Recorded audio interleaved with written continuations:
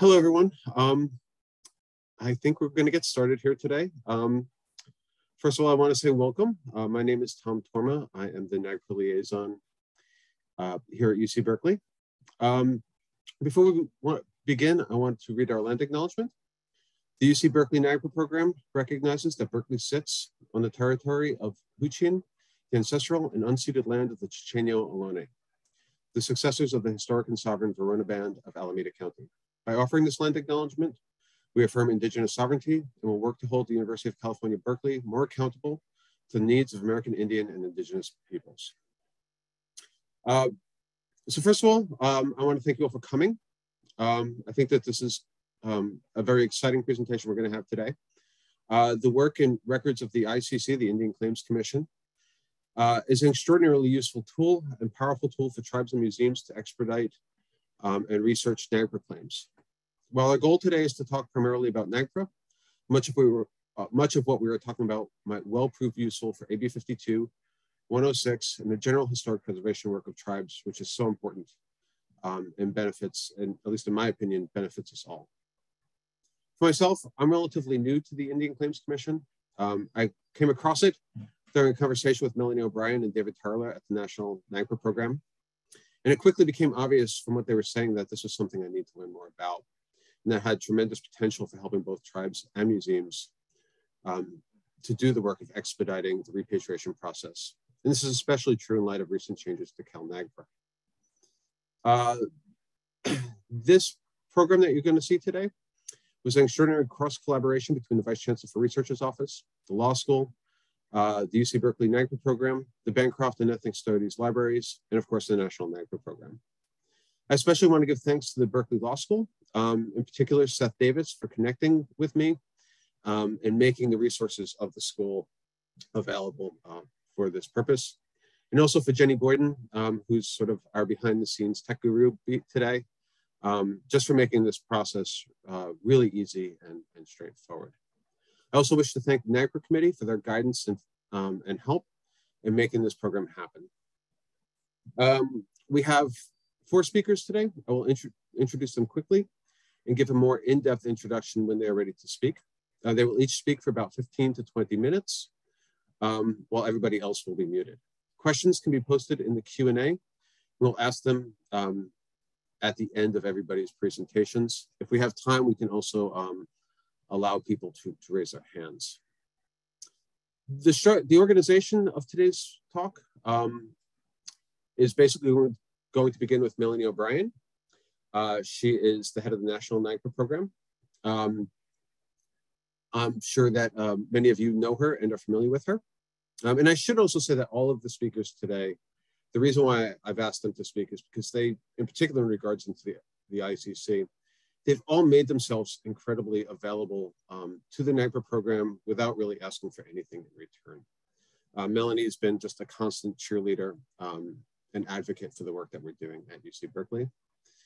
After Melanie speaks about the ICC in general, Nazune Menka, a policy fellow at the law school, who has her own program I hope she'll talk a little bit about, has been just always available to me whenever I needed questions. And she's going to talk about sort of the ICC and in particular how it relates to California and CalNAGPRA. The actual idea for this program began when I was working with the libraries. Many of the holdings related to the ICC for tribes in California are held at UC Berkeley. I've only known Susan Mcelroy a short time, but she made herself enthusiastically and readily available to help me with this. And she's been just a great partner in helping to shape this program. She's based at the Bancroft Library. And then we have Melissa Stoner at the Ethnic Studies Library. She's a member emerita of the committee. She was a key member in helping to shape and develop the NAGPRA program as it exists today at UC Berkeley. I've mostly worked with her in her capacity as being a tireless advocate for tribal concerns and the management, both in terms of access and confidentiality of the materials held at UC Berkeley's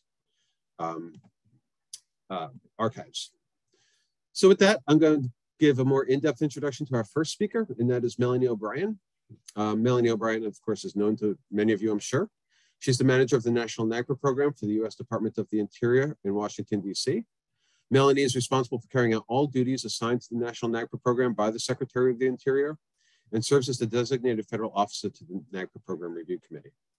Throughout her career, Melanie has specialized in federal Indian law and policy, applying her master's degree in public history from Loyola University, Chicago, to the work of the federal government. So welcome, Melanie, and the floor is yours.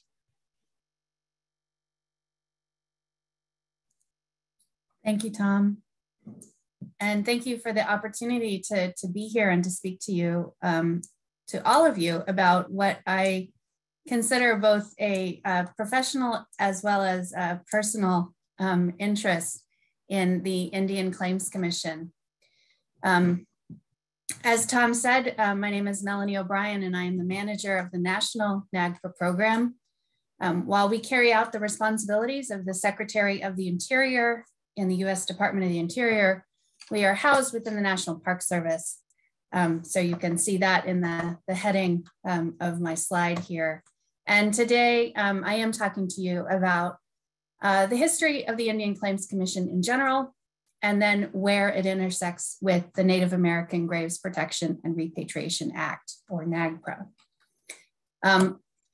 This slide is a slide that we've been using for many years now as sort of our icon or image for NAGPRA and repatriation work. And I'll just mention that this is a reburial that occurred in 2013 at the Saginaw Chippewa Reservation in Michigan. And this repatriation was based on Indian Claims Commission decision and repatriation of these ancestral remains through a decision of the ICC. To get in a little bit about the history of the Indian Claims Commission, and again, this is something I could talk about for weeks or years, so I tried to reduce my discussion today to some of the basics. The Indian Claims Commission existed in the United States from 1946 until 1978. It was established through an act of Congress, and the purpose of this court, of this Claims Commission, was to resolve claims by Indian tribes for compensation based on treaties. In total, there were over 600 dockets that were filed. Ultimately, 342 dockets were awarded, resulted in over $800 million being paid out for compensation that was due to Indian tribes. And not all of the dockets were resolved by 1978, and there were some outstanding cases that were then transferred to the U.S. Court of Claims in 1978 for resolution. So that's kind of the broad overview of the Indian Claims Commission. I would highly encourage anybody who wants more background and more understanding of what the ICC was and what it did to take a look at the final report from 1978. What I have here is just the first page of the preface of that document, as well as the table of contents. And in addition to being an index and giving information about the specific dockets and the specific claims that were heard by the ICC, there's also this historical survey, as well as the preface, which I think both of those together is really the best source for understanding what the ICC was, what it was intended to do, and what it resulted in by 1978 when it completed its work. What many of you may be familiar with as the Indian Claims Commission is a map. And I think it's important to recognize that a lot of times Indian Claims Commission is reduced to this map, but this map is really just a portion of that final report showing those claims that were resolved by the Indian Claims Commission. Again, that smaller number of the claims that were decided by the commission rather than the total that were filed. And there are also cases and dockets that were heard by the ICC that aren't represented on this map. There were cases for compensation that did not necessarily involve land area and treaty sessions, and those aren't necessarily reflected on this map. Nevertheless, this map is kind of an iconic image of what the Indian Claims Commission did. But again, it's just kind of the surface of that to kind of get at more clearly, this is a quote from that 1978 final report about the map. And the quote is, of course, mapping land cessions is a subtractive process, right? So we've all seen the shrinking kind of map. But this map, the Indian Claims Commission map, is a positive expression of the land that is determined to have been owned by the Indian Claims Commission. So within the confines of the commission, these are the land areas that were determined through this court, through this commission. That is not the same as saying this is an expression of land cessions, certainly. It's not an expression of all Aboriginal land. It is just one piece of that puzzle. So again, something I've said in presentations before is that maps are guides. They are not destinations. And what I want to share with you now are some of the destinations that the Indian Claims Commission can lead you to. This is a website on the Native American Rights Fund page. If you just Google NARF and ICC, you'll get here. That Native American Rights Fund in 1978 or just after published the 43-volume set, the Indian Claims Commission's Decisions. And that is the seminal source for the actual dockets, the actual opinions of the commission, the findings of fact of the commission on each of these cases that they heard and decided. And there are links on this website to the classic digital version of this 43-volume set. This is still the one that I prefer to use because it looks just like the version I used in the library shelves before there was an online version. It's complete with an index, and this was digitized by Oklahoma State University many, many years ago. More recently, Oklahoma State University has updated their online digital version of this 43-volume set into a more sort of contemporary text searchable format. However, I probably, like a lot of our speakers today, really prefer the actual bound copies in the library, but conveniently can get to those through these two online sources as well. And again, these are open sources, all of these sources. And you can link to both of these right from the NARF website related to the Indian Claims Commission materials.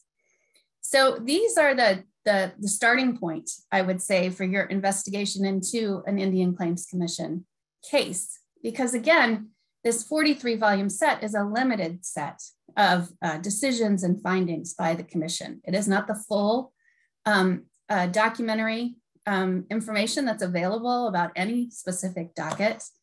And it can help better understand what's being represented in the map, certainly, including information about those cases or dockets that are not represented by that map. In addition to this 43-volume published set, there are other resources which I'll get to in a minute. But one of the key points about the Indian Claims Commission, and something that I think is worthy of pointing out, especially as we're talking about California and the case in California, is the challenge that one of the first challenges that the Indian Claims Commission confronted was about what a tribe is, who could be plaintiffs in these Claims Commission cases. And this is, again, from that final report from the historical survey. And the discussion here, obviously, is that the use of the term tribe is a difficult one, and that the term nation tends to work better when talking about the 17th and 18th century. And I've underlined here because it refers to a cultural rather than a political unity. But tribe became obviously the standard term that's often used in dealings with the federal government and Indian relations. And again, in particular, as it relates to California, this introduction to the final report provides a quote from Kroeber, who was the expert witness who testified in the California cases. regarding sort of what the attempt is at identifying a tribe or a tribal group as it relates to these Indian Claims Commission dockets. And again, there's a recognition that this whole effort of identifying claims, identifying compensation is very much a colonial perspective, as is this understanding of tribes and tribal groups by which then compensation could be paid. So I want to encourage you again to dig deeper into this resource. There's certainly a lot of information that you can gain just from reading the few pages that are in the beginning of the final report of the Indian Claims Commission that give a better perspective, I think, on Native American policy and federal government relations in this period in particular, but also you can start to identify some shifting discussions. It's a really wonderful source document. In addition, one of the richest sources that are available as it relates to the Indian Claims Commission are expert witness testimony. Some of those testimonies have been published. Most of them are on microfilm or microfiche. Some are available online in various ways. And again, the Native American Rights Fund produced an index to that, to those that have been imaged or captured. And you can access that through this index and identify maybe cases where I have for you the cover page and then the first page, but you can see that in addition to appraisals or valuation studies of certain land for, again, the purpose of compensation under the Indian Claims Commission, there's certainly plenty of anthropological notes, ethnographic studies, histories of various tribal groups and their reservation lands. So this, again, can be an incredibly rich source. I will say that beyond this source, those expert testimonies that have been at least photographed in microfiche or microfilm, there are also original records within the National Archives itself here in Washington, DC, where you can find even more extensive documentation related to these testimonies. And that's a little bit of what the folks from the Bancroft will be talking about in a little bit, are the resources that are right there at Berkeley related to expert testimony. And I will just echo that this is not, while it's unique at Berkeley related to the cases in California, it's not necessarily unique across the country. Other libraries have these same kinds of collections, these extensive resources related to ethnographic or anthropological studies from the Indian Claims Commission. And tracking down, getting those original sources themselves, it can be such a valuable exercise for purposes of NAGPRA, but also just for general purposes of a really wonderful collection of ethnographic, historical, and anthropological resources related to a specific tribe or a location. I also don't want to dismiss secondary sources, which are in the case of California again, and Kroger in particular. There is an article that was published by Omer Stewart, and this was in the 60s, I think, I forgot the exact date. It's a secondary source, a summary of Kroger's work in the Indian Claims Commission. But for me personally, this has been the main source that I've used to understand the Indian Claims Commission case. It is enough of an overview as well as with some particular details to really give you a good sense for what the cases were about and what was determined. And of course, you can see the sort of iconic map that comes out of both the Indian Claims Commission and is summarized in this article of the lands in California and how they were divided by tribes, groups, dialects, and families. So I wouldn't dismiss what there are many secondary sources for a variety of cases. The case in California is a good example, and this article in particular. But in addition to this, there are numerous books that have been written about specific cases and about the Indian Claims Commission in general. And again, if your effort is to understand the Indian Claims Commission or a specific case, sometimes this can be an easier way of entry rather than into those docket documents themselves. Of course, one of the benefits of a secondary source is that you can find the references you might need to that original source document.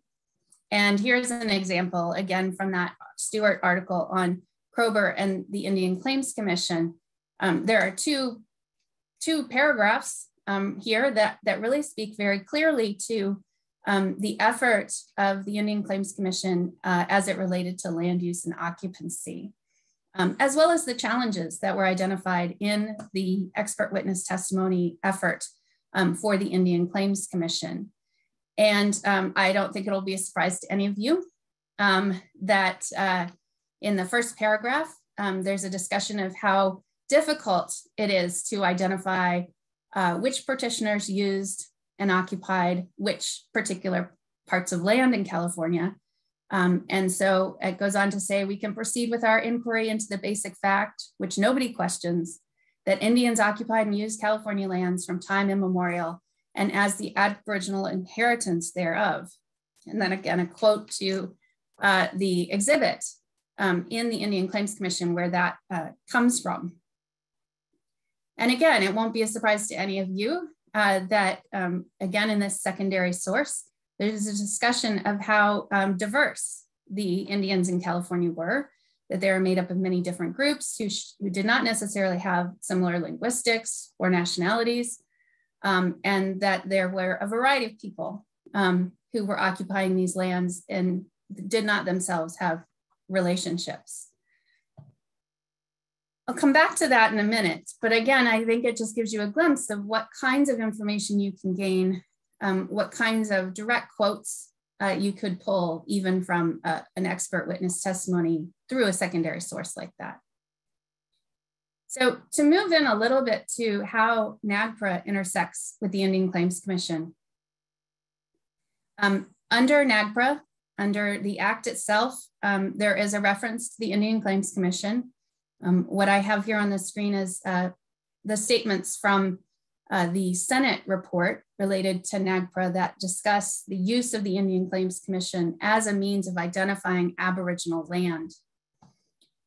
Indian Claims Commission is used under NAGPRA as the fourth priority for determining repatriation or disposition. The sources include the Indian Claims Commission, again, until 1978, as well as United States Courts of Claims that came after that date, but in a few cases even preceded the Indian Claims Commission. There are other sources of adjudications around Indian claims, both within the United States Court of Claims records, either before or after the Indian Claims Commission itself. So Indian Claims Commission is clearly a source, an identified source for use in NAGPRA and determinations around repatriation or disposition. As I think most of you know, NAGPRA requires identifying Aboriginal occupation for purposes of repatriation where there is no cultural affiliation. Along with unratified treaties as well as ratified treaties, but in California, unratified treaties in particular, the Indian Claims Commission and other sources can be used for disposition under the culturally unidentifiable rule. The Indian Claims Commission sources, especially expert witness and testimony, I would say have great potential for cultural affiliation. So even putting aside the use of the Indian Claims Commission, particularly as it relates to Aboriginal land, there is information in those sources that could be very useful in identifying cultural affiliation. And I've highlighted two here at the bottom, again, from that secondary source that I showed you on the screen earlier, the Stewart article. Obviously, as I read to you, there's a clear statement in the expert testimony of the basic fact that Indians have occupied and used California from time immemorial. So affiliation could be traced through time.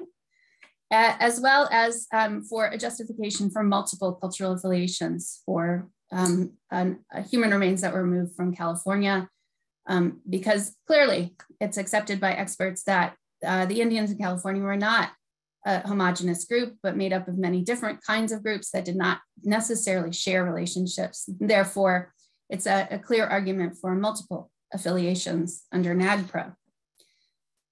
So I would encourage you to think broadly about how the Indian Claims Commission might be used beyond just the source of identifying Aboriginal occupation, but also a lot of this more in-depth information that we've talked about could be used for cultural affiliation. And I'm just going to conclude with this graphic, again, saying that these lines of information or evidence which are identified under NAGPRA as being used for cultural affiliation are the same elements that were put together in these Indian Claims Commission. What's different here is the purpose. And obviously the Indian Claims Commission, the purpose of bringing together this information or evidence from anthropology, archaeology, geography, historical, other information was for compensation, for identifying the amount of money that was due to Indian tribes through the Indian Claims Commission. But yet these same pieces of information can be used for a different purpose under NAGPRA. And I would argue clearly all of this is information that could be used to identify both cultural as well as geographical affiliation for the purposes of repatriation. So I'm going to conclude there and turn it over to Nazune. And perhaps Tom wants to do an introduction first. And Nazune's going to dig in a little bit further into the discussion that I started. Sure. I can do just a quick introduction of Nazune. Nazune Menka is a Denaakk'e and Lumbee attorney, currently serving as the Tribal Cultural Resources Policy Fellow at the UC Berkeley School of Law. She is a counsel at Rosette LLP, a nationwide law firm serving the needs of Indian country, and a board member of both the Society for the Advancement of Chicanos and Native Americans in Science and the Water Protector Legal Collective. Ms. Menka has a JD from the University of Arizona with a certificate in Indigenous Peoples Law and Policy program from the and an MS in Environmental Chemistry. Throughout her career, she has worked with and for Indigenous communities from Alaska, North Carolina, Hawaii, Michigan, Arizona, and California. So with that, Nazune, thank you. Thank you, Tom. So I'll introduce myself real briefly, and thank you to Jenny for advancing my slides for me so I can multitask here. Inibasegana Nazune Menka Sauze, Minal Gatsito Hutan Islan, Lumbee Hutan Islan, Ita Leonard Menka Bauza, Fairbanks, Alaska, Hutan Nilan, Ina Diana Anderson Bauza, Robeson County, North Carolina, Hutan Nilan, Sidazan Hujun. Thank you, friends. My name is Nazune Menka, and I am of the Denaakk'e, or Koyukon Athabaskan, and Lumbee peoples. My father is Leonard Menka of Fairbanks, Alaska, and my mother is Diana Anderson of Robeson County, North Carolina. It is good to be with you today, and I'm honored to be calling in from the traditional homelands of the Puebloan peoples in what is now known as Albuquerque. So just a little brief introduction about my work at Berkeley Law. Professor Seth Davis, along with the Native American Heritage Commission and the law school, created a Tribal Cultural Resources Project. And that project is essentially meant to provide general legal education and build tribal capacity to protect tribal cultural resources. Obviously, that includes guidance on issues of repatriation. And so that's part of why we're here today. We are working on an Indigenous Cultural Resource Law Handbook that will be finalized by the end of the fellowship, which will be in June this summer. So I'm going to speak real briefly about, well, hopefully not too briefly, but not too long either, how to use the ICC for NAGPRA and CalNAGPRA. Next slide. So I wanted to provide a spiritual and a legal note, because in speaking about our ancestors, history, and the laws of repatriation, I wanted to acknowledge the hurt and harm that we may feel individually and collectively, and honor that feeling is valid in this space. I know that for myself, entering into this particular area of law has been difficult and continues to be difficult. And so I've tried to use my words carefully and respectfully while balancing the need for accuracy under the law. Also, the project nor myself we don't provide legal advice. I will say that the use of language in the presentation is difficult, right, to use respectfully, because the law doesn't often convey, as we know, the true cultural and relationship values that we as Indigenous communities have. And so in our presentation, I try to use ancestors and Native nations, although those might not necessarily be the terms that are used in the law. And before I move on, just a quick outline. I'm going to cover NAGPRA briefly, and CalNAGPRA at a glance, and then I'll move into the ICC's history in California. Next slide, please. So NAGPRA at a glance, which I believe that, thank you, Melanie, she provided a good overview as well. It's human rights legislation that provides a process for ancestors and their cultural items to return to their rightful homes with their relatives, Native nations. So Native nations under NAGPRA are defined as Indian tribes, which are federally recognized nations and Native Hawaiian organizations. Under NAGPRA, cultural items includes ancestors. This is part of, the definitions that are problematic. Includes ancestors, their associated funerary objects, as well as the unassociated funerary objects, sacred objects, and items of cultural patrimony. So, NAGPRA applies to federally funded institutions, right? So that can mean states that receive federal funding, local government agencies that receive federal funding, including any institution of higher learning, obviously, UC Berkeley, that receives federal funds and has possession of or control over cultural items. Next slide, please, Janine.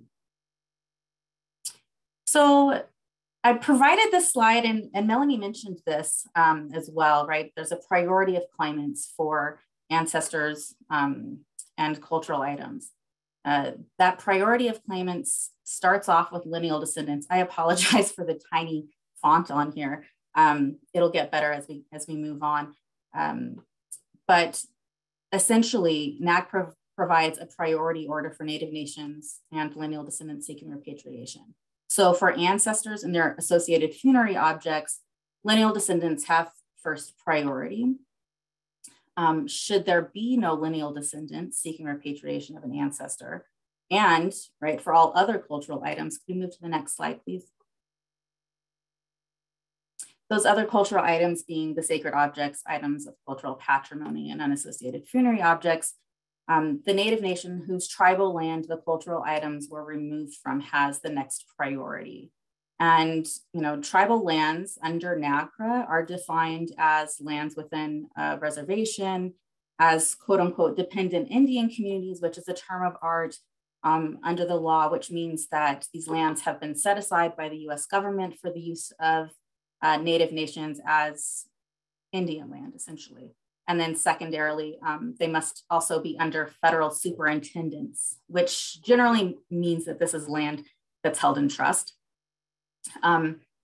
If this doesn't apply, then the Native nation with the closest cultural affiliation can make a request for repatriation. So if, the ancestors or cultural items weren't removed from tribal land, then that's where we bring in cultural affiliation. And that means that there's, a relationship that can be traced between a present day Native nation or a Native Hawaiian organization, an identifiable earlier group.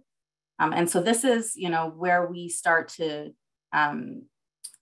encounter issues, right, of making this cultural connection. And, also, next slide, please. we're going to see that, there's lots of ways within which a museum or a federally funded institution that's meant to comply with NAGPRA may or may not have determined cultural affiliation through consultation with Native nations. And so that's left us to where we are currently, right, with a lot of ancestors and cultural items left determined to be culturally unaffiliated. So essentially, and important for our purposes today, should there be ancestors who are culturally unaffiliated for whatever reason, and they were removed from federal land, this is the caveat, then the Native nation recognized as aboriginally occupying the area where the cultural items were removed from can then make a request for repatriation. So you'll notice that this discovery on federal land comes in under the statute of NAGPRA. And so there has to be a connection to federal land to make this claim. Although, as Melanie suggested, the documents with the ICC and the expert testimony and the identification of cultural relationships to the land, language, all of that is really valuable information to establish cultural affiliation, right? So one need not get to this particular point where something's culturally unaffiliated and then making this aboriginal connection. Next slide, please. So under NAGPRA, a final judgment of the Indian Claims Commission or the United States Court of Claims, as Melanie mentioned, can be used as the determination of aboriginal land. So this is of particular interest in California because of how the ICC consolidated claims for the quote unquote Indians of California. You'll note that I highlighted the federal land caveat here as well. Next slide, please. So the federal land basically means any land other than tribal lands, what we defined earlier, which are controlled or owned by the United States. Next slide, please. So there's a substantial amount of federal land in California as shown on this USDA Department of Agriculture map. That includes national forests, national parks, the Bureau of Land Management lands, Bureau of Reclamation lands, US Forest Service lands, and military lands. Next slide, please. So I'll cover CalNAGPRA next before moving on to the ICC in California.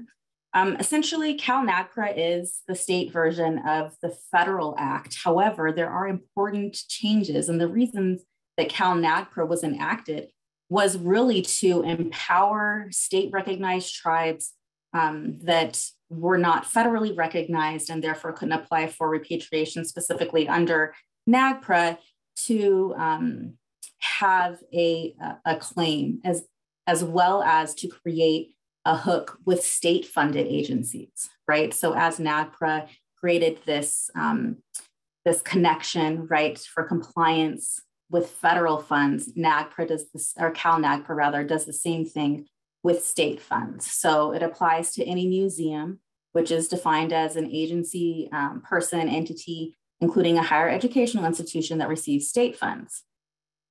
And also importantly, right, this applies to California Native nations.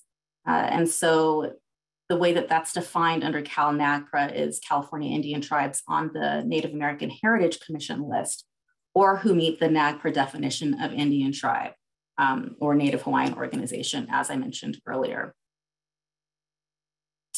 Cultural items actually uses the same definition under the NAGPRA definition. Next slide, please.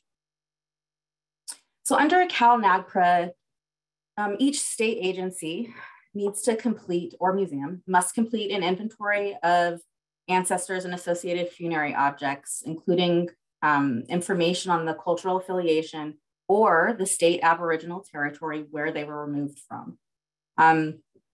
This inventory had a deadline, I believe it was recently.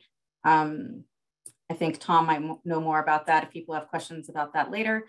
Additionally, there were summaries that were meant to be completed on remaining cultural items that would also describe state cultural affiliation and the state Aboriginal territory when reasonably ascertainable. And so I would recommend that if there are, California Native nations that are seeking information on cultural items that may be held by an agency or museum or institution, to make sure that you're getting these summaries and inventories for review.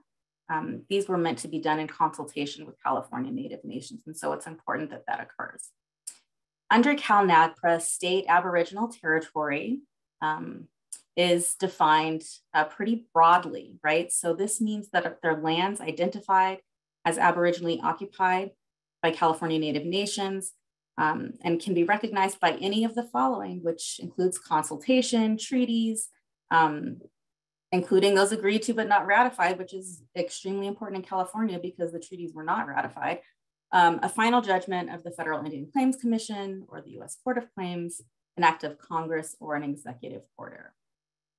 Next slide, please. So a California Native nation claiming a state Aboriginal territory and a request for a return of ancestors or cultural items must file a claim with the Native American Heritage Commission and the agency or museums, including information describing the state cultural affiliation and state Aboriginal territory. Though also, rather, they can demonstrate either or both of the following. I think that's an important distinction, because you can have, a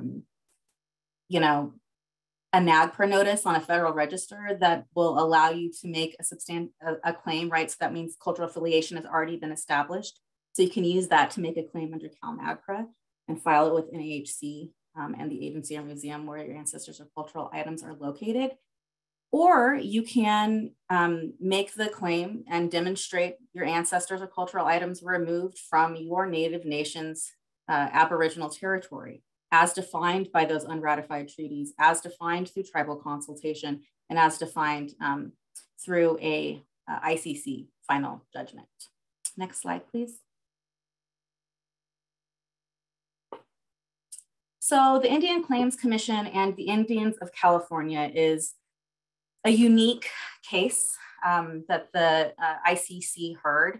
So essentially the claimants and the ICC utilized an act of 1928 that defined Indians of California as all Indians who are residing in the state of California on June 1st, 1852, and their descendants.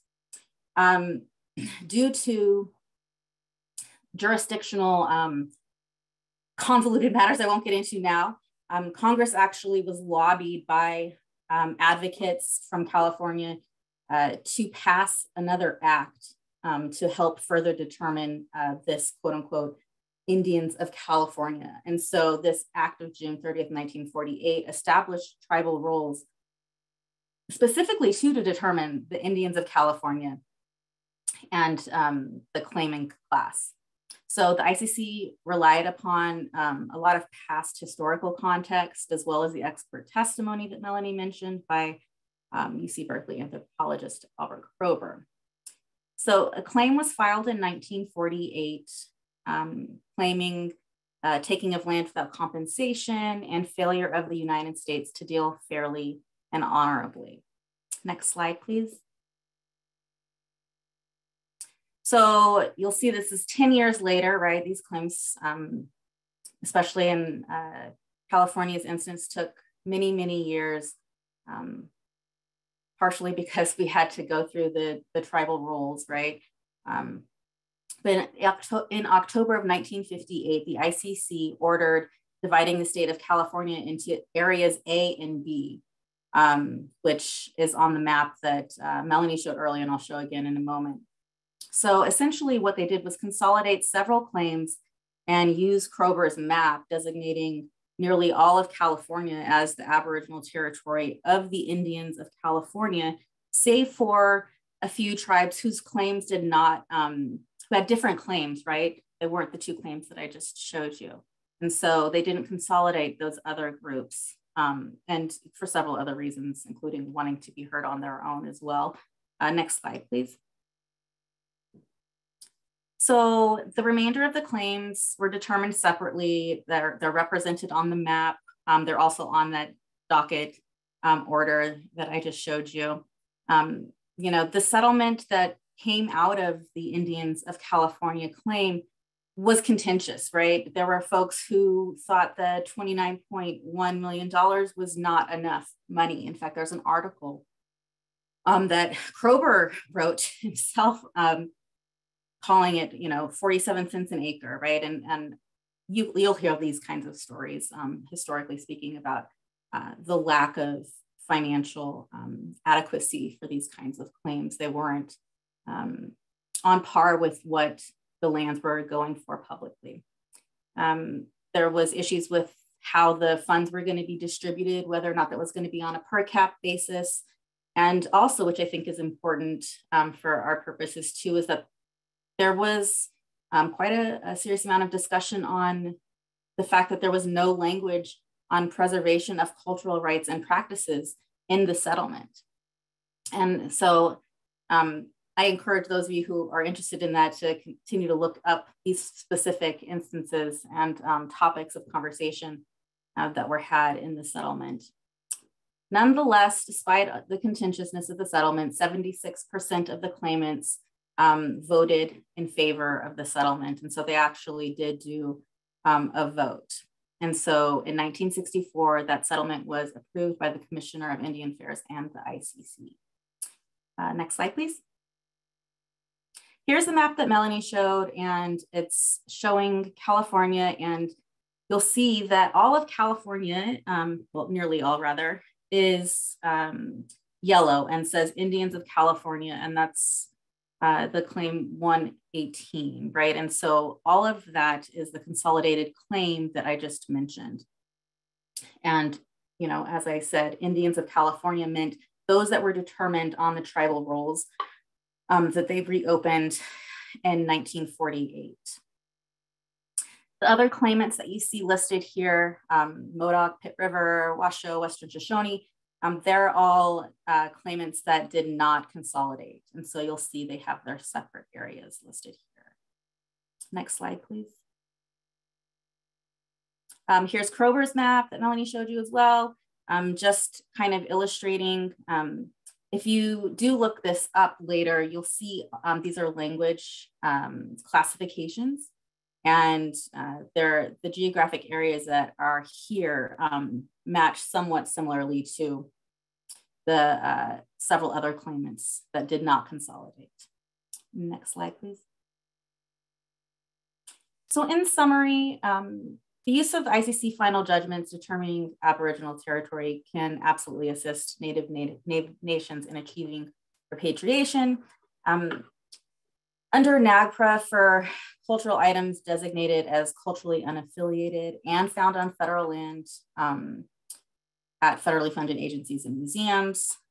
Under CalNAGPRA, this can help you really broadly, right? They don't have as many stipulations. So under CalNAGPRA, you can make this, you don't need to use the ICC, although I think it's great for Native nations in general to make sure that you have this information housed at your tribe yourself for you to use in any of the ways that we need to be advocates for ourselves, right? And so there's broad opportunities under CalNAGPRA for use of the ICC, especially considering the consolidation and the wide swath of land that were designated Indians of California. And so just a quick, you know, thought that comes up quite frequently in my work with the project and in California, and really honestly around the country working with Indigenous communities is, you know, what about those Native nations without ICC judgments, without federal recognition, or aren't on the NAHC list, and how might they work to repatriate ancestors and cultural items? Next slide, please. So I just wanted to leave you with a thought about what the possibilities are for contracting by and between Native nations to achieve repatriation for those that might not be meeting the definition of California Indian tribe or federally recognized tribe or Native Hawaiian organization, is that NAGPRA has a savings clause which allows people who might be possessing our ancestors and cultural items to create other agreements with the consent of a culturally affiliated tribe or organization, right? And so that allows you to coalition build with someone or with a Native nation that has that recognition, or that organization that has that recognition, and to work through repatriation that way. Similarly, CalNAGPRA provides that committee or group of tribes or Native nations, as long as they're authorized by the respective governance entities, they can request together as a group, right? And that includes via your state Aboriginal territory, which, as we just discussed, if it's the Indians of California, can really be construed broadly and could create some really great connections and provides an opportunity to contract by and between Native nations. Next slide, please. So these are a bunch of links that I wanted to make sure those of you who are interested have access to. There's links that Melanie mentioned to the final commission report, the Omar Stewart report with the map, as well as to the CalNAGPRA website housed under the Native American Heritage Commission. I think that's all I had. Next slide, please. Yes. I wanted to say thank you, so I don't forget, to my law students who have been working pro bono at the Native American Legal Assistance Project, which is a student-run pro bono project at Berkeley Law School, and of course to Berkeley Law just for all of the support. And yes, I think that's all. Thank you. Thank you so much, Nazune. Our next speaker is Susan Mcelroy. She joined the UC Library as head of public services at the Bancroft Library in March of 2018. Prior to UC Berkeley, she served as the university archivist at American University, processing archivist at the National Anthropological Archives at the Smithsonian, and as archivist at the Mary McLeod Bethune Council House National Historic Site. Susan earned a BA in philosophy from St. John's College and an MA in American History and an MLA and an MLS from the University of Maryland. She currently serves as the chair of the Berkeley Division of the Librarians Association of the University of California and is active in several archival organizations. You're up, Susan. Thank you. Good morning, everyone. Let me get my presentation started.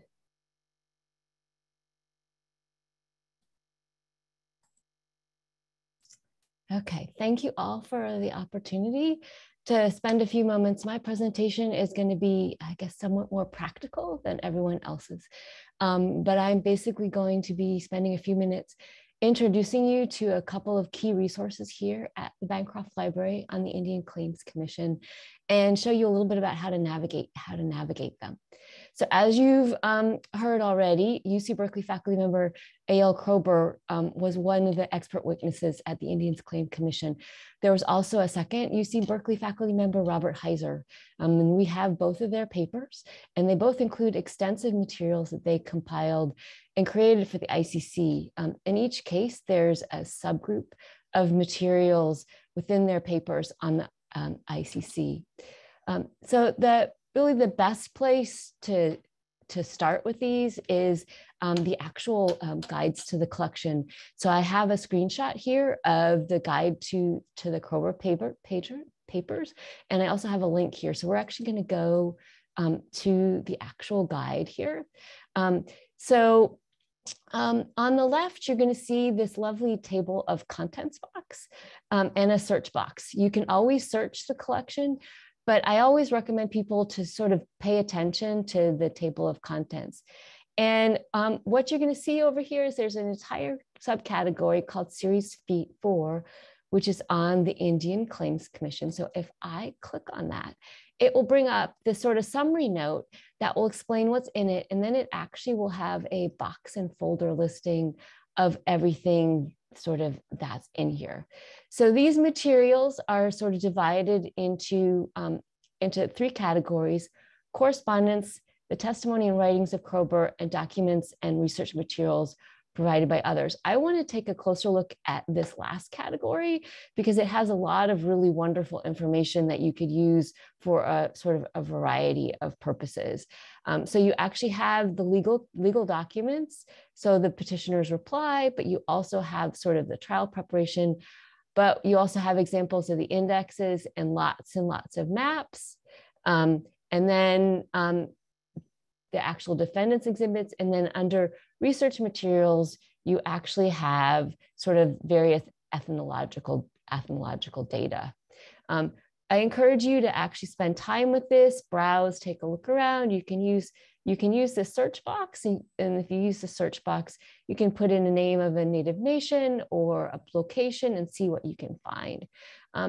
You might also want to spend some time looking in series 3, which is his field notes.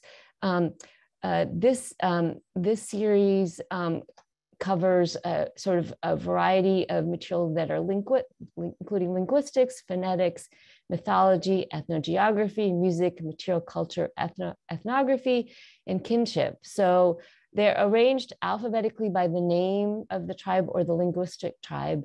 And the guide basically lists the names that are used by Kroeber, and then the modern form from the Handbook of North American Indians when it differs from Kroeber's usage.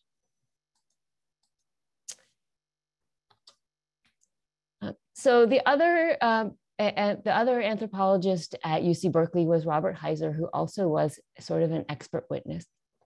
So we're going to go ahead and take a look at his collection. And you'll see here that there's again a subset of materials related to the Indian Land Claims Commission.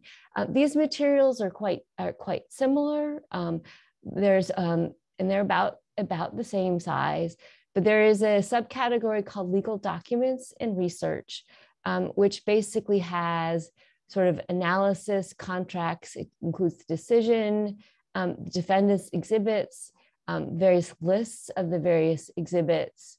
And then there's some notes on land tenure, and again, maps and other kinds of materials. And there's a whole separate category in here related to the Shasta Indians claim case and a specific map. So there's a sort of that material has been sort of segregated in that sense. So how do you go about accessing these materials? So you are welcome to come to the Bancroft Library to view these materials in person. This guide here shows some of the basics. I'm not going to pop out and take you to it, but we have the link here in my slides. Due to COVID-19, we're currently requiring appointments. If you would like to bring a group of 3 or more people, I would recommend making special arrangements because of just sort of COVID regulations. So all of the information from both the Kroeber and Heiser papers on the Indian Claims Commission has been digitized. So it is possible for you to request research quality PDFs, which you can view at your convenience at your own location. This guide will walk you through the process of submitting and sort of paying for those copies. Because they've already been digitized, this isn't a lengthy process. It's more a matter of getting the requests in. I should note that our registration, requesting, and duplication process, including the payment, are all done online. And you're welcome to contact me directly if I can be of any assistance when you've been exploring our collections. I look forward to seeing if you have any questions in the Q&A period. Otherwise, I'll stop sharing and turn it back to Tom. Yeah, thank you so much, Susan. I do just kind of want to quickly mention before I introduce our next speaker. We've been asked a few times now if the recordings will be made available. And the answer to that is yes. I understand that it will take about a day or two to finished processing the recording, but if people want to send me an email, t.torma@berkeley.edu, and I'll put that in the, I'll make sure that everybody has access to that, either in the chat or somewhere else. You can email me and I'll get it to you as soon as we have it. I believe it's also going to be, and Melanie, correct me if I'm wrong, but I understand it's going to be on the National Park Service website, the NAGPRA website, as well as on the UC Berkeley NAGPRA website as well. So with that, I want to introduce Melissa Stoner. She's an enrolled member of the Denaakk'e Nation and is the American Studies librarian at the University of California, Berkeley. Previously, she worked at the University of Nevada, Las Vegas Digital Library Digital Collections Department as a project manager for the National Endowment for the Humanities funded National Digital Newspaper Program for the state of Nevada. Melissa also worked as a digital projects librarian for Nevada State College on an Institute of Museum and Library Services grant to digitize oral histories. Melissa graduated from San Jose State University with a Master's of Library and Information Sciences with a focus on emerging technologies, which led to her main focus, the digitization of historical and ethnographic materials that contain culturally sensitive information and or restricted tribal knowledge. Thank you, Melissa. Hello, everybody. Yate, She'eya Melissa Stoner Yanishya, Hawathlana Nishla, Do Tachitni Bashishteen. My name is Melissa Stoner. I am the Native American Studies librarian at the Ethnic Studies Library, and I am from the Denaakk'e Nation. I grew up in Shiprock, New Mexico, on the Navajo Reservation. And today I'm going to talk to you about the wonderful world of libraries. Well, the Ethnic Studies Library. And can you all see the presentation? Okay, cool. All right. I put up the land acknowledgement briefly. So I'm just going to jump into talking about the Ethnic Studies Library. So the Ethnic Studies Library is, we have 4 collections. We have the Chicano Studies Collection, the Asian American Studies Collection, the Comparative Ethnic Studies Collection, and the Native American Studies Collection. And we have 3 awesome librarians. There's myself, Lillian Castillo-Speed, and Sina Juan Jensen, and they are awesome. But I want to talk a little bit more about the Native American Studies Collection in the sense that I was really glad that Melanie brought up the importance of the historical context of the ICC and the treaties. And I was also really thankful that Nazune brought up her the spiritual note in the sense that it can be triggering in some ways, looking through this history and you know, it's difficult to not walk away angry. So the Native American Studies Collection, we actually, one of the main things that I really want to emphasize here is the California Indian Library Collection, or the Silk Collection. So the Silk Collection was actually a project that had started in the 90s. And the project was to basically gather a lot of information on terms of papers, reports, manuscripts, items, also around like anthropology and the ethno history of the California Indians. So a lot of those resources included photographs, audio recordings, some of which have already been digitized and have been digitized through the California Language Archive here on campus, and manuscripts and books, right? So through the California Indian Library Collection, there are extensive bibliographies that cover the tribes by county. So my push here is to basically let community members know, let tribal members know that our library is available. So if you feel that you want to look more into the collection or look more to see what the collection has, please feel free to reach out to me. I'll put my contact information there. And a couple of the other things that we do have at our library are, a children's book collection. We do have newspaper subscriptions from tribal nations throughout the US. And we also have a really great microfilm collection. But one of the things that I was really excited about showing you today was the library guide. And part of the library guide is a lot of, so if you go over here to the law, and then you're going to see Indian Claims Insight. So these are the different databases. So the databases that were mentioned today and some of the secondary resources that were mentioned by Melanie and Nazune are actually included in this library guide. So I was going to actually, Susan, when you get a chance, please send me the links to the library guide or the links that you mentioned today, so that I could definitely put it in the library guide here. But I just wanted to kind of give you an overview of, there are so many different resources out there. There are so many different, going back to historical context in terms of learning about the treaties, learning about who, why were they not ratified? How many treaties were there? There were 18.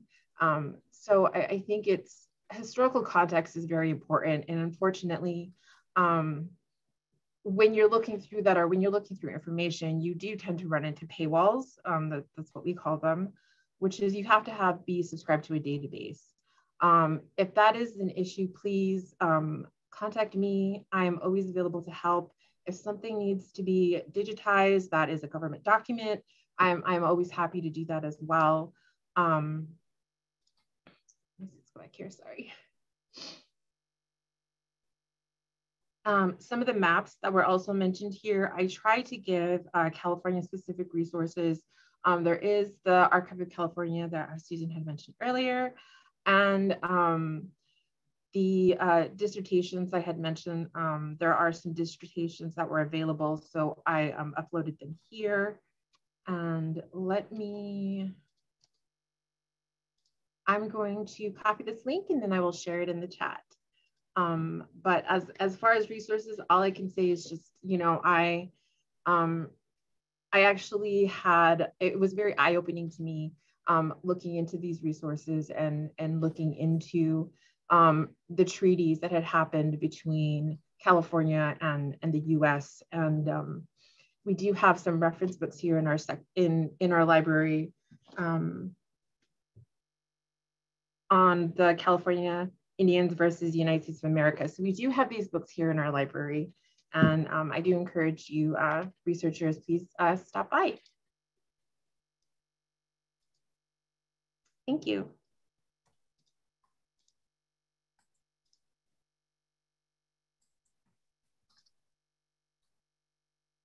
Thank you, Melissa. So at this point, I kind of want to take a moment and thank again all of our speakers and presenters. So with that, I think what we'll do is we'll open up the floor to questions. There's a few questions in the Q&A. You can type them in, or if we see your hand raised, we'll call on you.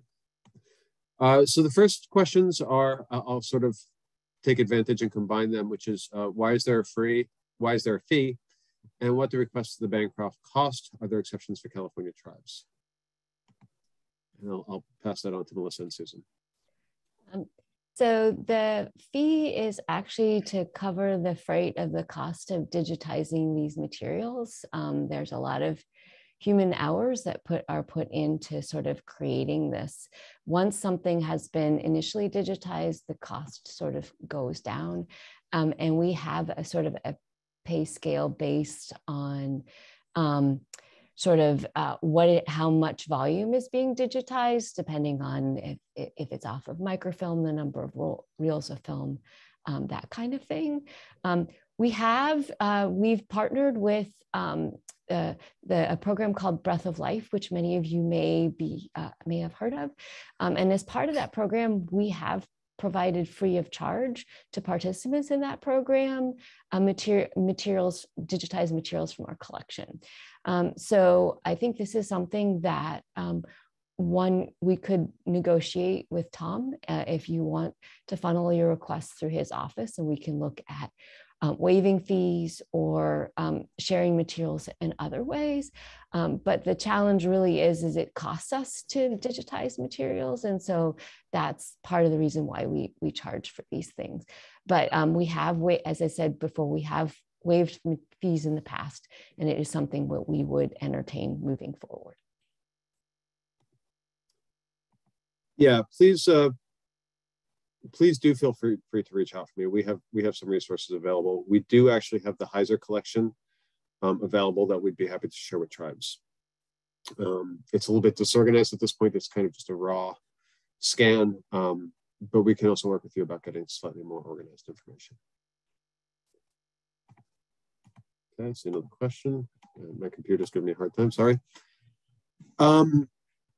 Do federally recognized tribes take precedent over the non-federally recognized when it comes to filing a claim? And I think I'll kick that one to Melanie.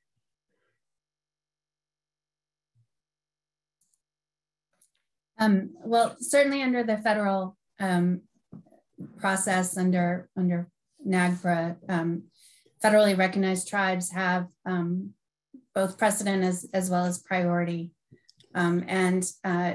To go even further, where there is a federally recognized tribe that is connected either through cultural affiliation or a geographic connection or Aboriginal land, that is the primary repatriation process.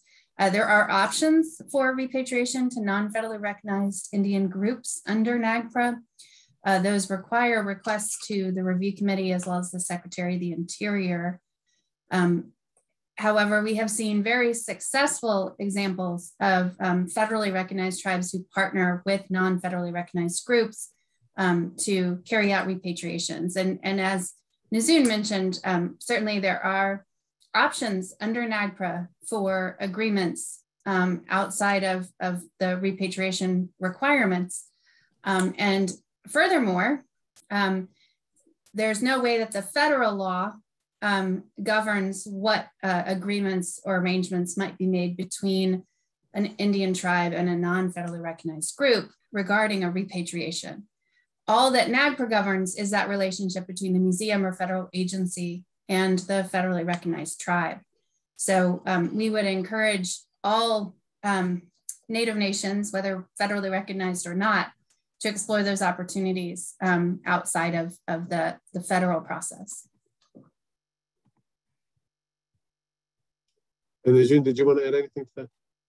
Yeah, thanks. I think that under CalNAGPRA, the process doesn't necessarily lift up federally recognized tribes over state recognized tribes.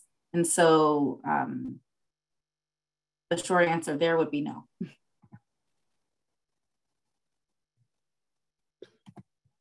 Okay, I think next I saw Aaron Guthrie's hand go up.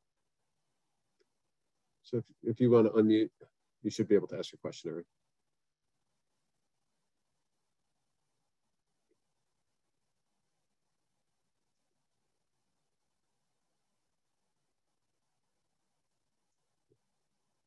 Aaron, I think, okay, I'm seeing her hand go down, so maybe I'll go to Karina Geary next. Are institutions or museums required to include non-burial associated objects in their summaries? And I think I'll ask Melanie that one again. Well, sure, I'll clarify terms there a little bit because non-burial would not include the word associated. So associated is about funerary objects and whether they're associated with human remains or not.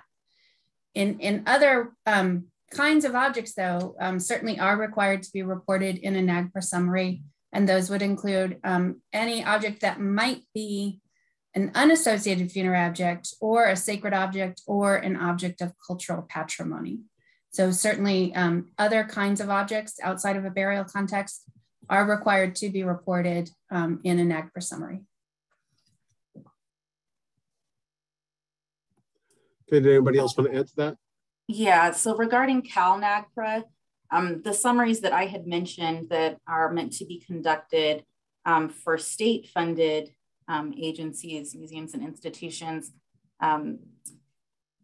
the consultation that's supposed to occur to create these kinds of summaries gives really, I think, wide latitude, right, to utilize traditional tribal knowledge, to utilize tribal expertise to identify what these items are and their importance, right? So that would include defining them as an associated funerary object or unassociated funerary object, right, as a cultural item that's significant.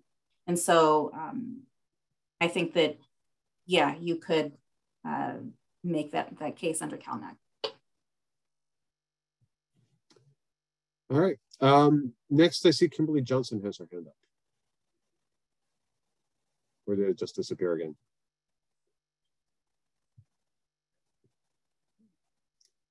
Okay, does anybody, I'm not seeing her hand up. Oh, there she is. Kimberly, if you want to unmute. You're good to go.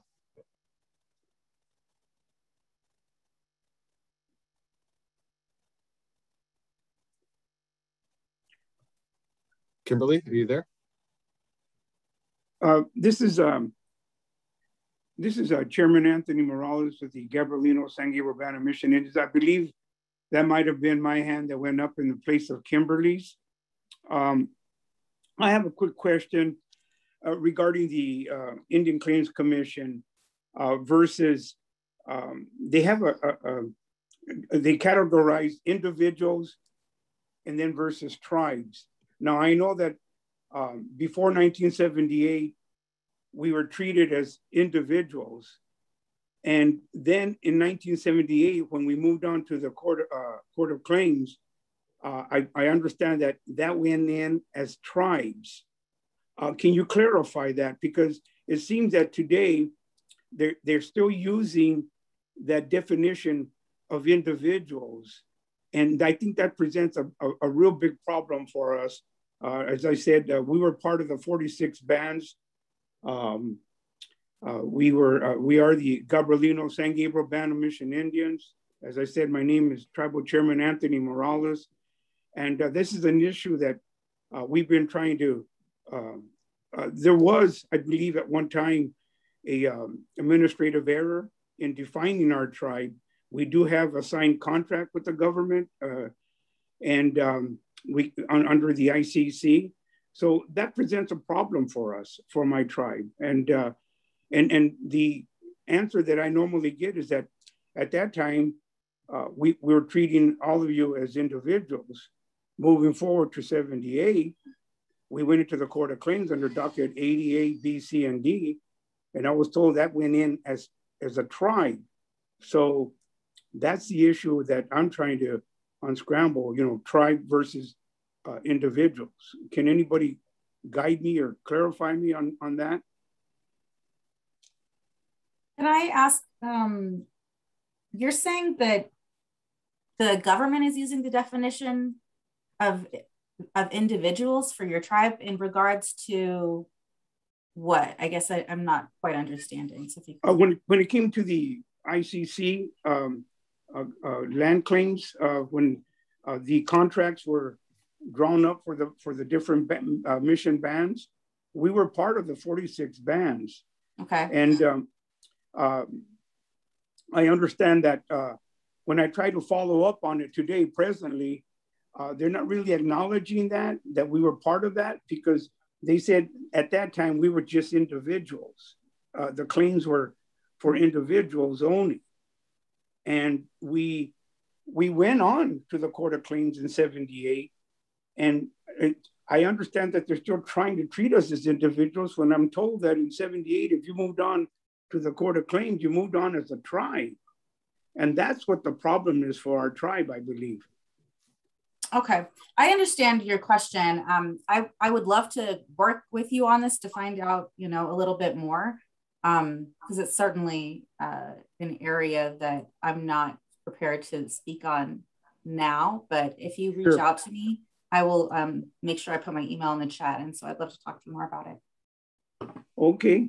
Yeah, I think I've addressed this with Tom at a previous conversation that we were discussing the inventory for NAGPRA a couple months ago. And I'm glad that I'm part of this, being part of this forum.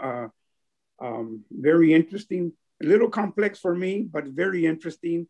And I thank you, Tom, for putting this together. I thank all of you, the participants. I think that you did answer or cleared up a lot of the confusion that's been ongoing in my tribal council for many years. I'm now an elder. All my elders are deceased. I am the tribal chairman.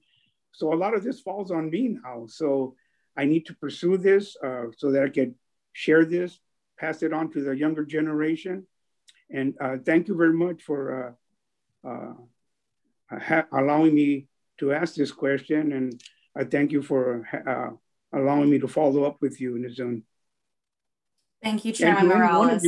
Any one of you that's on, Melanie, you'd be one that I would like to follow up too, because you're at the federal level, and it's kind of sad to me that in my ancestral territory, that because I'm not federally recognized, that we have that a federally recognized tribe can come in and claim my ancestors and all the patrimony associated artifacts that are with them and their burials, where it kind of just makes me feel that we have no say-so on our ancestral traditional land, that we need to refer to a neighboring federally recognized tribe. And I don't feel that's fair. I'll do respect to the federally recognized tribes here in my area, but being that we were a tribe that was able to move forward as an identified tribe under the ICC to sue the government. We have a signed, approved contract, and this presents a problem for me right now at the present.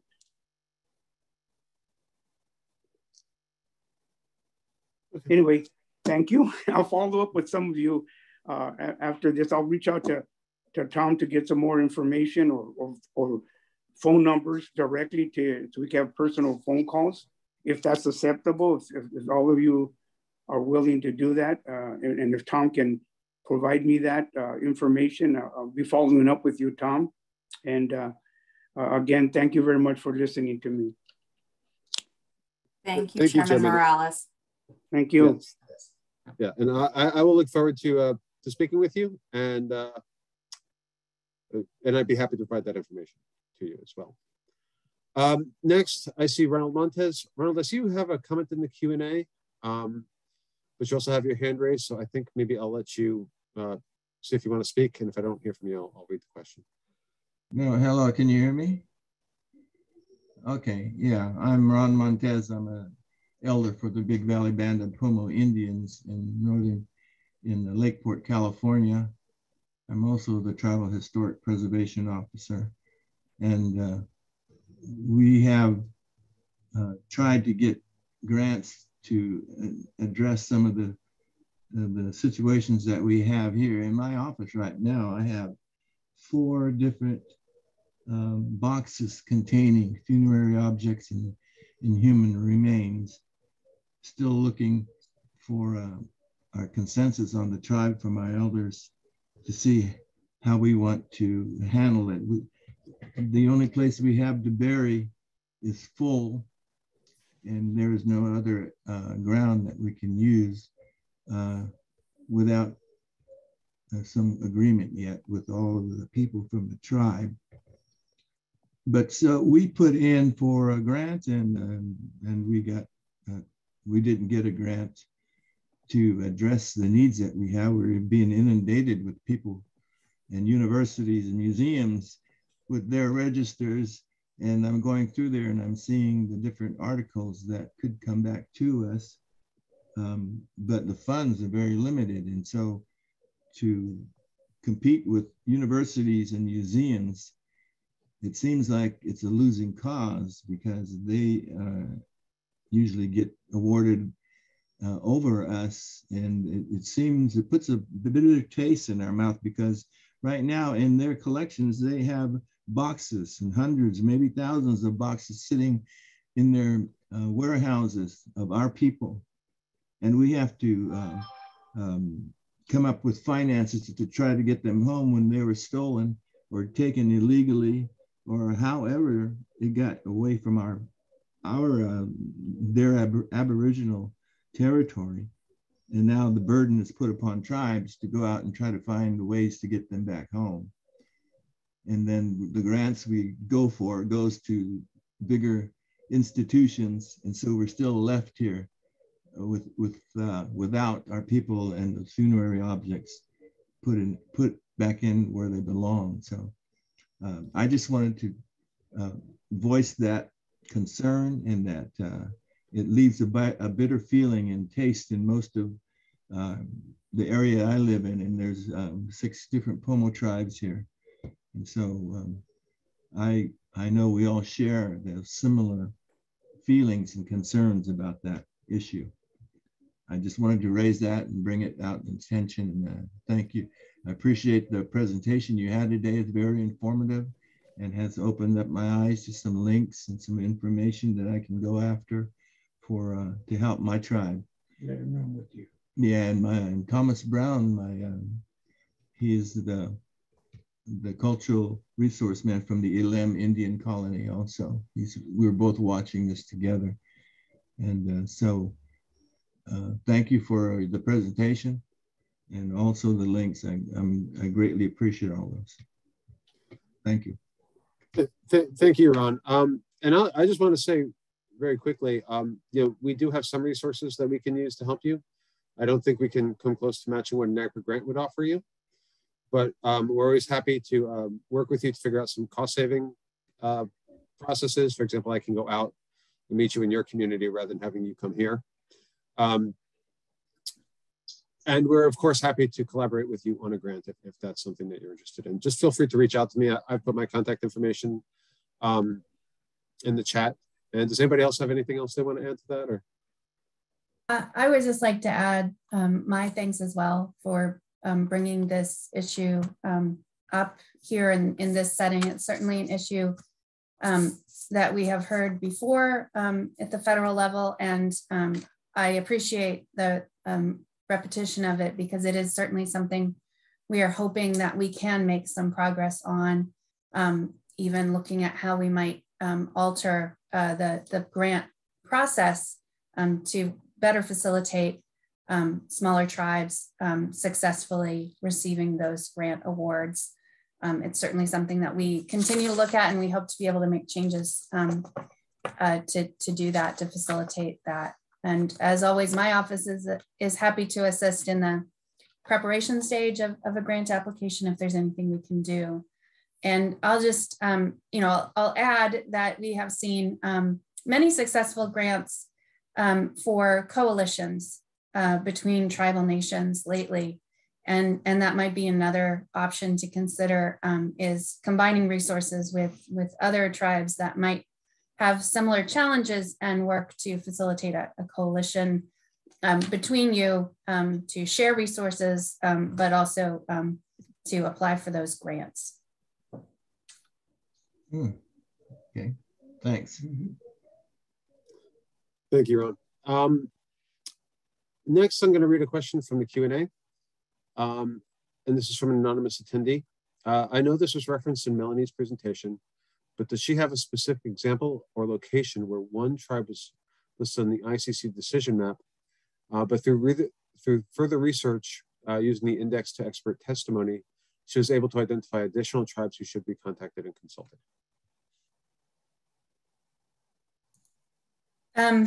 I do have a specific example, but it's not in California. I think, again, it's important to recognize, as I tried to elaborate, the context and the purpose of the Indian Claims Commission. And that was to identify Aboriginal use and occupation for purposes of compensation. So a good example of this is in Ohio. There was an ICC decision for a particular location sort of in the middle of Ohio that was connected to the Shawnee tribes.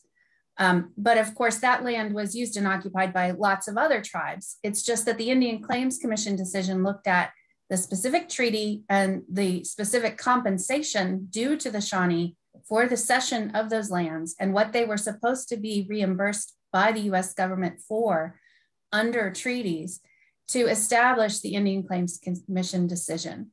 So that's where it can be challenging to only apply the map and to not actually look into the ICC decisions and what they were doing. So that's an example where you certainly shouldn't only consult with those tribes that resulted in an ICC compensation for that land area. But certainly there are other tribes who should be consulted under NAGPRA for purposes of repatriation. And again, I think that's just one example. You could probably look to the specifics in California, and especially in Kroeber's testimony as it related to the map that he created and then updated based on the linguistics. I think that you could probably find similar cases of overlap or designation between groups that had a bit more of a fluidity to them.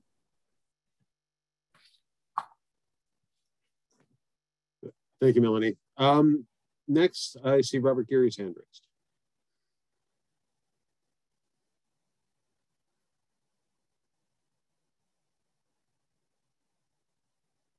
Robert, you still there?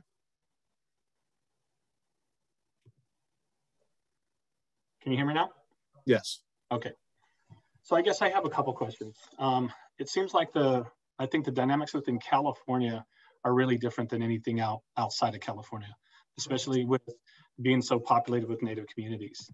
It seems like, it's just from listening to Melanie, it seems like it's more work, I think, to find or determine the actual location and the tribes that have to be affiliated with certain collections.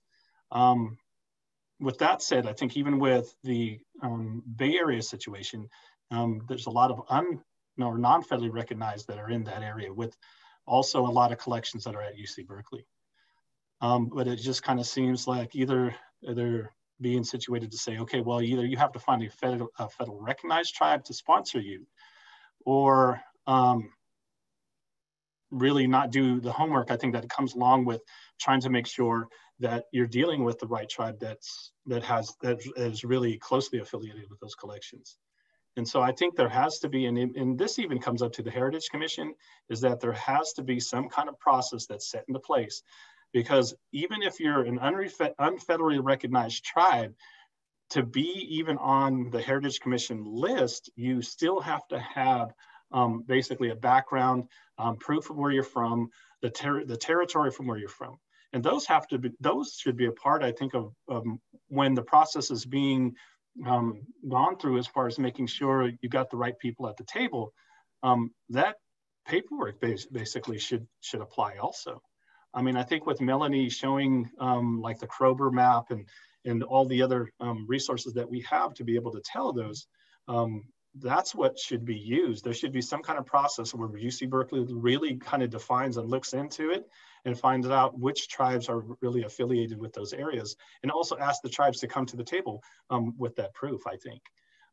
Not saying that we need to prove it, but I think sometimes we're getting into a situation with tribes that are saying, okay, well, just because I'm from the Bay Area, I can claim all of the Bay Area, and that's not doing it justice, or that's a part of erasure for tribes that are from the different locations and those resources that aren't going to be repatriated back to the right nation. So I just think there's a process that needs to be clarified or clears that up, instead of saying, okay, well, it doesn't make any difference as long as you have a fairly recognized tribe sponsor you, we can give it to the wrong people. But as long as they're federally recognized and you get them to sign off on your claim, that's what works. And that's not necessarily right, or it doesn't feel right.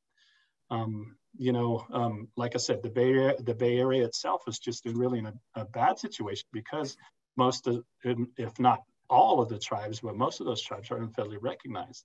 So they're all trying to fight for those resources to be repatriated back to their right and fully, owners, ancestors. And I think with that, there just should be more thought, I think, that goes into the process, because like I said, California is different than every other place, just because of the high population of indigenous communities. But there's got to be more thought, I think, when it comes down to trying to make sure that those ancestors are being placed with the, with the right descendants that are from it. And so, I mean, I'm from an area, my cousin Ron just got on. I'm from an area, I'm born and raised in Alem, southeastern Pomo, but my mother's from eastern Pomo on the other side of the lake. I don't have any rights to be in Eastern Pomo territory, to comment on anything that happens with Eastern Pomo, traditions or anything else. Even though I have most of my relatives are in those areas, traditionally I don't have that right to speak on anything that's in the Eastern Pomo Aboriginal territory. So I think with that said, there are these cutoff areas. There might be some shared areas, but there's areas where things are found and they weren't necessarily, either taken or found in the best way. But these collections are there regardless. And so, I think even if that takes a more in-depth process, I think for UC Berkeley to have to do, then that's just what has to happen. It shouldn't solely, be on the shoulders of getting a federally recognized tribe to sponsor unfederally recognized tribe, especially if they have, the documentation, the paperwork behind them. So with that, that's just one thing. I'm sorry. And then also the other thing, as far as, and I heard Susan speak about it earlier, about a lot of the documents that have to be digitized, and then basically that there's a fee that basically comes back to the tribes who need that documentation or are trying to repatriate a lot of that data or that information or anything that happens. And I know I think she said something about working with ICOLs with the Birth of Life. Well, not all the tribes get to come to the Breath of Life. It's basically anywhere from 15 to 20 tribes that are allowed to come there. So what happens to all the tribes that don't get to attend or that are not in attendance? I know a lot of those collections are being transferred over into a digital platform or a digital resource anyway. So my thing is like, all that materials are material that should be just given. There shouldn't be a fee for that. And like Melanie was saying, I believe it was Melanie, that there's no requirements from the feds basically stepping in and saying, hey, this is what you have to charge for this. It's really up to the university. But all of that information, that data, those resources are the tribe's resources. That should be, it's not as, with everything being digitized now, it's not that hard. We're doing it with, the Chris Center for, archaeological sites and archaeological data. Wouldn't be that hard to, throw a flash drive into the computer, download everything onto a flash drive and give it back to the tribe. That's the way that I see it. It shouldn't be that hard of an issue, but it's always, and not every tribe is in the financial situation where, they can pay for everything. And so if that's the case, Berkeley should be there to also assist or even write the grant for the actual tribe and assist them in making sure that they get those things repatriated.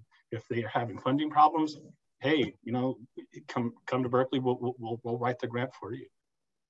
So, I just think there's a lot of processes that kind of need to be either updated or understood, I think, about California itself, because it's totally different here. There's so many more other tribes that are here. There's so many more other unfederally recognized tribes that, this process is really unfair to them. So, I'm just, here to listen and try to figure out the best practices or best way to be able to deal with indigenous communities within California, and trying to make sure that those ancestors get back to the correct people, in a way that, we all feel comfortable with. And even we as tribal communities, we have to understand, hey, just because, my mom married into Southeastern Pomo, that gives me basically I can also, claim Southeastern Pomo and Eastern Pomo. No, I can't. I was born and raised in Alem.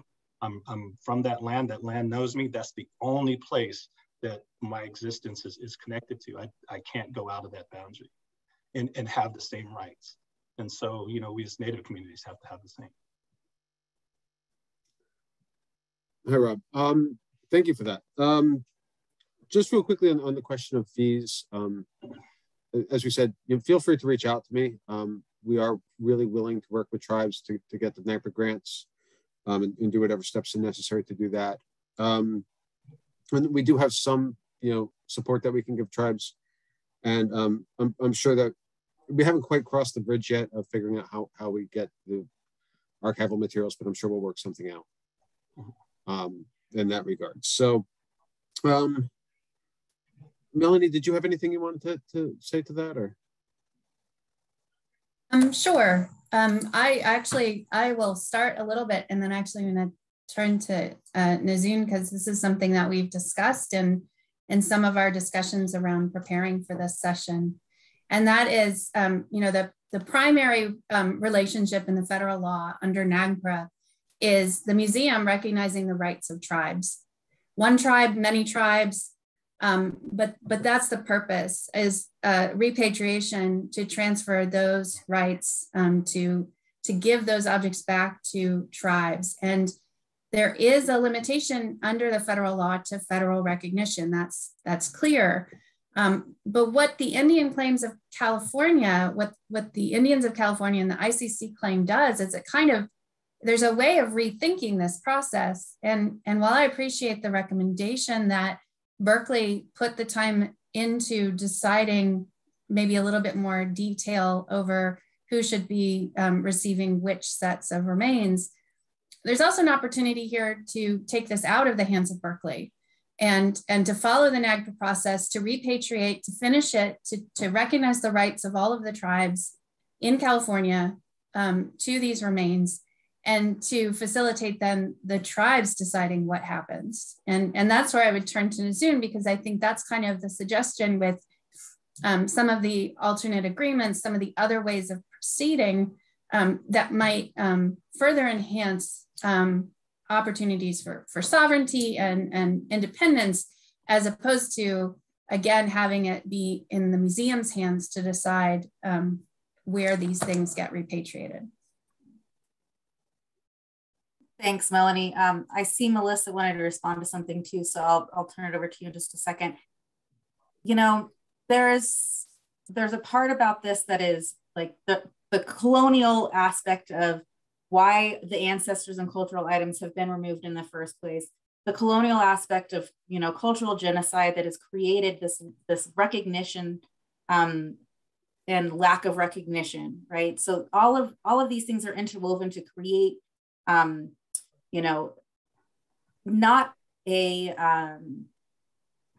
it's not a good place to start from, right? And I think when we try to do good work together as a group, and whether or not there's political disagreements, and whether or not there's discrepancies and disagreements over territory and land, I encourage everyone to work that out together outside of this type of a fora, and absolutely not to want especially a colonial institution to make those determinations, right? I think the law provides, like I mentioned, right, it's human rights legislation. It was meant to try to give, a restoration, a return for relatives, an opportunity and a process for them to come home. How we use that to our benefit is really important, that we take the power back in whatever way. And so as the lawyer of the group, right, like I really believe in the power of contracting and to be able to do that in a good way with one another, and how you use your words to create these agreements, it can be powerful. I just would encourage, and I know there's a question in the chat about an example of repatriation where maybe there isn't, land or resources for reinternment, and whether or not there's an example of an agreement like that, right? I think that that's something that my particular project at Berkeley Law could be helpful with. Melissa, I know you had a thought you wanted to share. Yeah, I just kind of wanted to touch really quick back on the thought about when we were talking about grants, and I also wanted to thank Robert for what he had shared. But in terms of grants, I was going to say that organizations like NEH, like IMLS, do have grants available for, even through the Association of Tribal Archives, Libraries, and Museums. They do have grants available that will allow tribes to, like, tribes can apply, and if they need help in terms of for like the stewardship, the self-stewardship of their items, or if they have items that have been returned to them and they don't have the resources to preserve those items or continue the stewardship, there are grants available for that. So if anybody is definitely, any tribes that are interested in looking through them, please, please reach out. Thank you, Rob. The next question from Patty Garcia, which was already touched upon, do any of the presenters have good examples of an agreement document to keep remains housed at an institution during and after a repatriation claim is made? We do. I would be happy to share a template version of that with you. Those are usually enacted after we've transferred control. So they're basically under the control of the tribe, but we house them until the tribe is ready to receive them. We do also, we are pretty willing to, you know, as much as possible, engage with traditional care requests in terms of the care. Sometimes there's restrictions because, you know, vermin and stuff like that, but we do it to the best of our ability. Does anybody else have anything else that they want to touch upon with that? I was just going to say this is outside of NAGPRA, so I would turn to examples from museums or other tribes, and this is a point where I would encourage anyone who's not connected to be connected with the NAGPRA community of practice, where practitioners from across the country, both from tribes and museums, come together to talk about these kinds of issues and share examples of exactly this kind of thing.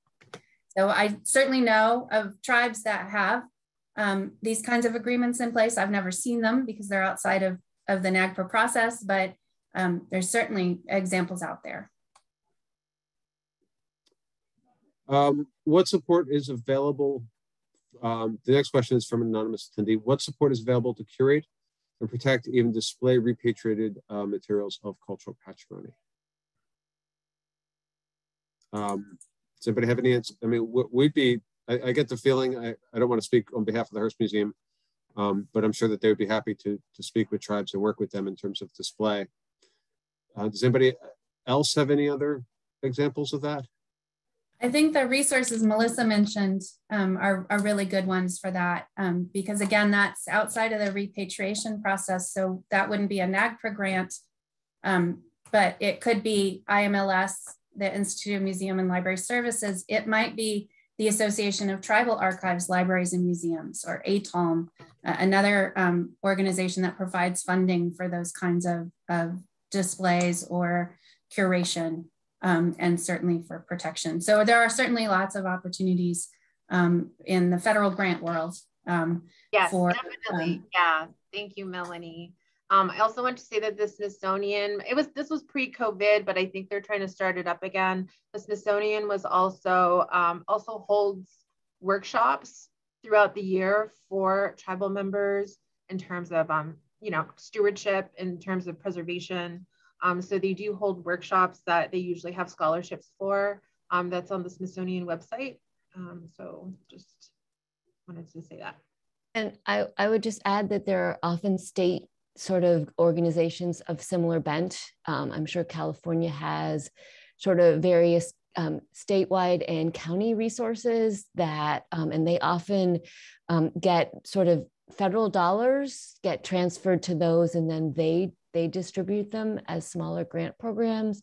So I would encourage you to look at the state of California's website and just sort of look for their cultural heritage programs and see, because I'm sure that there are a number of resources and things like that that are available. And often those are smaller grant programs and have less hoops to jump through in order to be able to get them.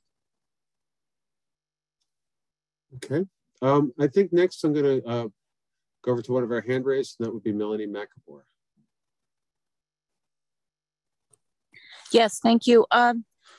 We are in a position now where we have been needing to have some displays and even a separate building. And we've had some looting, unfortunately, post-fire. I'm in Northern California. And I have been looking at all of the grants that have been mentioned, ATOM and all of them. And I just, respectfully wanted to point out that almost all of them, and all of them that have been available in the last year, specify that the grants cannot be used for buildings or even displays. The ones that have been available, at least in the last year, have all been for programming, language. They're all, great endeavors, of course, but I just wanted to say that there really aren't very many resources available to us out there right now. And so if you are on any boards that make these sorts of recommendations to these granting agencies, that is a real need. Thank you. Thank you.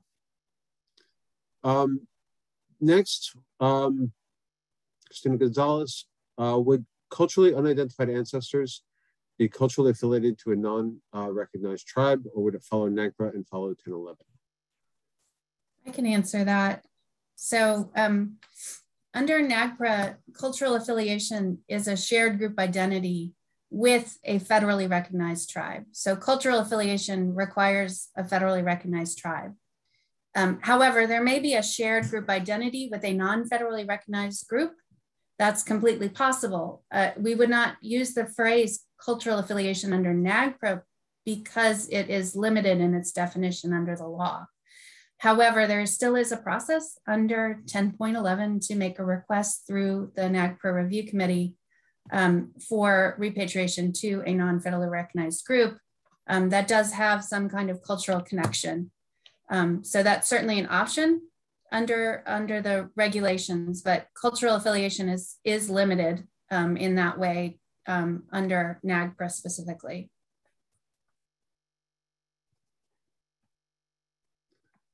Okay, anybody else with that?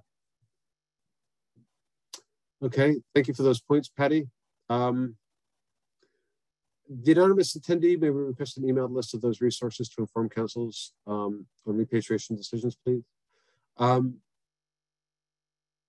I'd be happy to email any. Are you talking about the list of that Melissa sent out? I'd be happy to circulate anything if people just want to send me a request. You're all listed as anonymous, so I wouldn't know where to send that to. So if you could give me that information, that would be super helpful. My contact information is in the chat box if you want to reach me directly. Karina, will UC Berkeley staff help write grants for tribes? Yes. I'll just answer that directly and succinctly. Many tribes, especially non-federally recognized tribes, do not have the capacity to write successful proposals. Melanie, do you want to talk about non-federally recognized tribes and grants? Yeah, and again, unfortunately, the grants are limited to federally recognized tribes. Okay. But we, you can also, again, people have pointed out making contracts and working with federally recognized tribes is an option, and there's often federally recognized tribes that will do that. Nazune, did you have anything you want? You look like you want to say something. Okay. Daniel Gutierrez, can tribes request ethnographic material withheld from the public, researchers, concerns of ceremonial and sacred area information being used? Susan or Melissa, do you want to answer that? Could you repeat it, please? Okay, basically it's, can tribes request ethnographic material withheld from the public and researchers? I think they have concerns about ceremonial and sacred space being used. So. Absolutely. We are just getting ready to start a process to develop consultation for discussion about that specific issue. So please stay tuned and keep in touch, because we are very much concerned about that issue ourselves and are just starting to wrap our heads around that problem and what the mechanism would be for groups making that request and how we would handle that. So I'll put my contact information in the chat, but it is definitely something that we would consider. Yes, over at the Ethnic Studies Library, we're also talking about that issue in terms of ethnographic materials, but usually what I tell community members is to come by and we can take a look at it. We can see what other resources are available. If we are not able to find something, or you're on a deadline, we can definitely do some searching together. Great. And I thought I saw one more hand up, but it looks like maybe it was taken down, unless. Ah, there it is. Marisa Sullivan. I hope I'm pronouncing that correctly. Yes, thank you. Marisa Sullivan. I'm the tribal chair for Coastal Band of the Chumash Nation. We're based out of Santa Barbara, but we have Chumash people had a very wide territory in this area, ancestral connection. And I just wanted to kind of, I suppose, reiterate or just kind of also just support the people earlier who spoke. And it is discouraging to be a non-federally recognized tribe and then not have the same resources that certainly in this Santa Barbara area that the federally recognized tribe has. And it's just really difficult, but we continue to, we keep trying, we show up at things, and I'm participating in this one. For what I got out of this particular meeting is that CalNAGPRA apparently allows for, I can see where we can kind of develop that a little bit more, not feel like we're being left out of the process so much. But I just kind of wanted to once also be a group of people that hit walls. We hit those walls of trying to get information, and then it's we don't have the resources to access those things.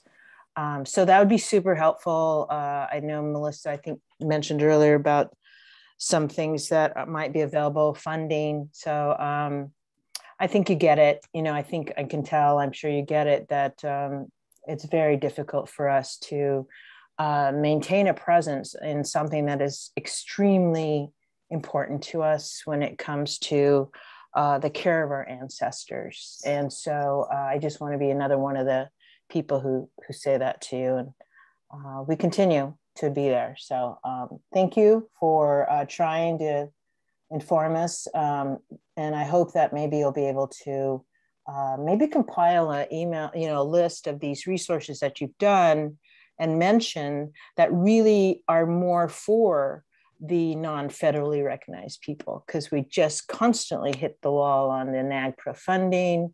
We don't qualify for those things. So I understand what you're saying earlier too about just maybe getting into an alliance with another, coalition or something like that with another non-federally recognized. I don't know if that would really help us to apply for grants. So it'd be super awesome if you could kind of compile a list that you could send us, and that we could kind of look into on our own as well. So thank you. Thank you. I will definitely get on that and see if maybe we can redistribute, distribute that list to the participants or something. So with that, it's 1 o'clock. So I think it's time to sort of wrap it up. So just to finish up, first of all, I want to thank all of our speakers, Melissa, Susan, Nazune, and Melanie. They were great presentations, and I hope that all the participants here find them to be useful. You'll notice that we have, many of us have put our contact information. Feel free to take advantage of that. Reach out about this or any other subjects that you might have questions for us about. I also want to thank all the participants one more time. I know the important work that you're all doing, and I really hope that this helps. So with that, it's Friday. I hope you all have a great weekend, and I'm sure I'll be speaking with many of you soon. So thank you. Thanks, everybody.